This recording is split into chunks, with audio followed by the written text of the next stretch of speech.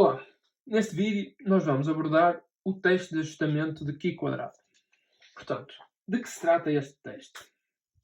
Bem, nós aqui queremos então descobrir se uma amostra vem ou não de uma determinada distribuição. Portanto, nós vamos colocar como H0, aliás, x apresenta a distribuição f de x e como o H1, a hipótese alternativa, que x não apresenta a distribuição f de x. Sendo que este f pode ser uma distribuição qualquer e a amostra que nós estamos a analisar pode apresentar qualquer tipo, portanto, pode ser de qualquer tipo, portanto, pode ser contínua, discreta ou mesmo categórica. Bem, depois de colocadas as hipóteses, o nosso segundo passo passa então por agrupar a amostra em K-classes. Portanto, nós vamos fazer as K-classes, os grupos, sobre os quais nós vamos distribuir a nossa amostra. Portanto, nós criamos aqui esta tabela com a classe e o número de elementos inseridos nestas classes, representado então por nK. O n e o valor da classe. Bem, a seguir o que nós fazemos é então calcular o valor de Z. Vamos começar por calcular o valor de PJ, em que PJ é a probabilidade de X pertencer à classe J. Isto assumindo que a distribuição é então a distribuição fx, portanto H0 é verdadeiro. Portanto, depois de calcular este PJ para todo o J, portanto fazemos esta conta para todas as classes, vamos calcular EJ, em que EJ é igual a N vezes PJ, em que N é o número total de elementos da amostra.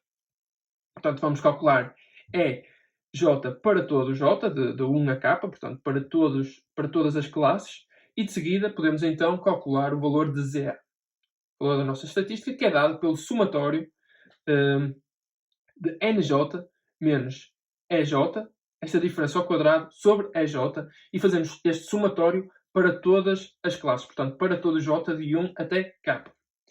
Nós sabemos que este somatório apresenta uma distribuição Q quadrado, cujo grau de liberdade é então dado por K, o número total de classes, menos R menos 1, em que R é o número de parâmetros da distribuição fx que nós desconhecemos. Portanto, nós podemos estar a verificar se um grupo de amostras, se uma amostra apresenta uma distribuição normal com média igual a 5. E nós desconhecemos a variância. Portanto, R aqui será 1, porque nós temos um parâmetro da distribuição que nós desconhecemos. E nós vamos então usar a aproximação, vamos fazer o estimador pontual da amostra para substituir esta variância. E então, como nós fazemos esta aproximação, para um parâmetro, substituímos R por 1. Tendo isto, nós avançamos e vamos então calcular a região crítica. E para isto calcular C. Nós sabemos então que a região crítica vai de C até mais infinito e sabemos, portanto, que a probabilidade de Z, este somatório, aliás, ser superior a C é igual a alfa, em que alfa é o nível de significância. Nós podemos então obter C a partir das tabelas da distribuição Q quadrado e uma vez obtido C, nós podemos verificar se este somatório que nós calculamos para a amostra pertence ou não pertence à região crítica. Caso pertença à região crítica, nós vamos então rejeitar H0. Caso contrário, nós vamos aceitar H0. Vamos então analisar um pequeno exercício para que isto fique mais claro, este teste fique mais claro. Portanto, nós temos então que H0 indica-nos que x apresenta uma distribuição exponencial negativa cujo parâmetro é então 5.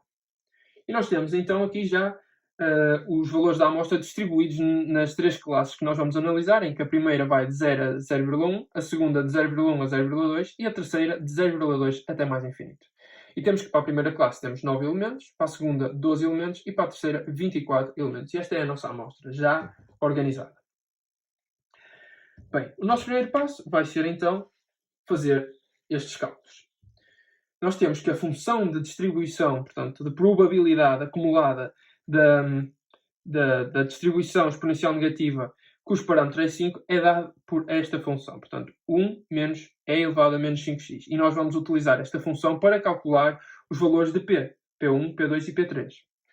Portanto, para P1, nós queremos saber a probabilidade de x pertencer ao intervalo de 0 até 0,1.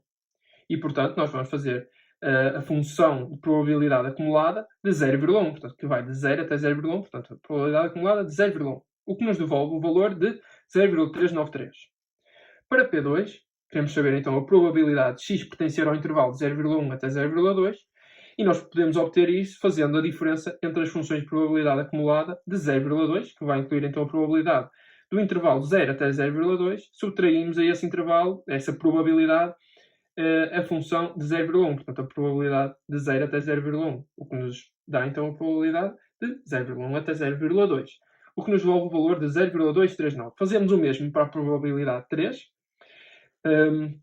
Queremos saber a probabilidade de x pertencer ao intervalo de 0,2 até mais infinito, que é dada então pela probabilidade acumulada de mais infinito, que é então igual a 1, a probabilidade do valor estar entre 0 e mais infinito é 1, menos a probabilidade acumulada de até 0,2. Portanto, temos este valor é dado por 0,368.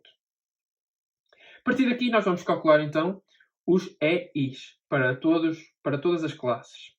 E sabemos que n é então 45. 9 mais 12 mais 24 devolve-nos o valor total de elementos da amostra, que é então 45. Vamos multiplicar este valor por todos os PIs. Portanto, para E1, nós temos então 0,393 vezes 45, que nos devolve 17,69. Para E2, 0,239 vezes 45, que nos devolve 10,76. E para E3, 0,368 vezes 45, que nos devolve 16,56. No seguimento, vamos então agora calcular o valor de ZA. O valor de ZA, que é dado por este somatório. Temos o valor de NJ, o número de elementos para cada classe, EJ, que foram os valores que nós acabamos de calcular para todas as classes. Nós fazendo este somatório devolve-nos o valor de 7,754. Bem, o próximo passo passa então por calcular a região crítica. Portanto, vamos calcular C, sabendo que a probabilidade de Z, este somatório, ser superior a C é igual a alfa. Portanto, igual a 0,05, o nível de significância que nós vamos assumir. E nós visitando as tabelas da distribuição Q quadrado, com um grau de liberdade então igual a 2, 3, o número de grupos, menos R, o número de incógnitas da distribuição, menos 1, que nos devolve então o valor de 2. Nós visitando estas tabelas com esta informação, e também com o alfa, não é? Nós obtemos o valor de C, que é igual a 5,991. E nós verificamos então que ZA é superior a C, e, portanto, pertence à região crítica, que é dada de C até mais infinito. E, portanto, nós vamos rejeitar H0 e chegamos à conclusão que a distribuição da amostra não coincide com a distribuição exponencial negativa, cujo parâmetro é 5. Bem, neste vídeo nós abordamos então como podemos fazer o teste de ajustamento de Q quadrado. E por este vídeo é tudo. Obrigado e continuação de bom estudo.